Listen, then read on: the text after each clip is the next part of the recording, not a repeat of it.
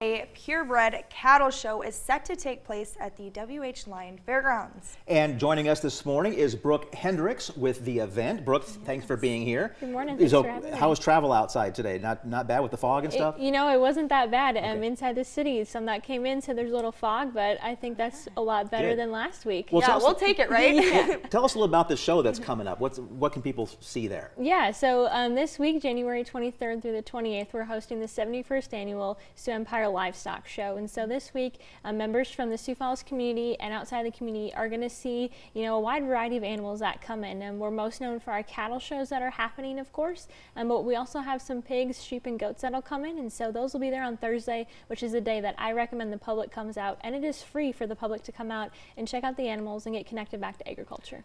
What's usually the turnout? You talk about Thursday being free. How many people really show up for this big event here in Sioux Falls? There are thousands of people that show up. We're close to over 700 entries alone, and those kids are truly coming from more than just the tri-state area. We have animals and individuals that are coming from Texas, Wyoming, and Indiana, and so we bring in a lot of people to Sioux Falls, and everyone says they love coming to Sioux Falls. Sounds to me that's kind of like I could be wrong, kind of like a 4-H thing, like when you go to the state fair and you see all these animals around. Is that kind of the same thing? Yeah, it's kind of the same thing. So we do have a show that's specifically for individuals in 4-H and FFA. The rest of them are kind of junior shows, but they're those kids that would also probably be in 4-H and FFA. And so it's more of a youth event, and so it's geared to really bringing those kids up into agriculture, into the livestock show world, and giving them a brighter future. How important is that, here in South Dakota, just kind of keeping that generation going in the farming community and the livestock community in general? Yeah, it's so important to me, not only because I came from an agriculture background, but also for the state of South Dakota, as it is our #1 industry. It's really a historical thing to still keep in mind that even today that's our largest industry and our most profitable. And so for the future going forward, it's so great to have these organizations still in place, these events still in place for the youth to say, this is something I still want to do for the rest of my life because I've loved it so far.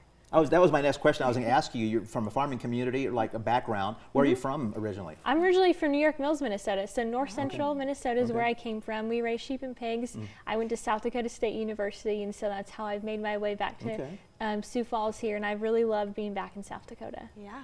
Okay, so I kind of am interested to know what makes the purebred cattle show kind of stand out or kind of special for you guys too. The purebred cattle show and sales stands out for us because those are truly geared towards consigners or cattle producers from around the area, especially the South Dakota, Minnesota, and Iowa, and they come here and they bring bulls and heifers from their operation to sell out to others that want to come and buy. So they're getting out their genetics to the broader beef industry, and so that's a great and a different experience because that's something that's totally different. A lot of the other animals that week don't get sold, but the bulls and heifers that'll be there tomorrow get sold, and some of them go for some pretty high dollars, and they look pretty awesome. Some that if I had the budget and the land for, I would definitely bring home myself. Well, I always kind of like these farm shows and things like this.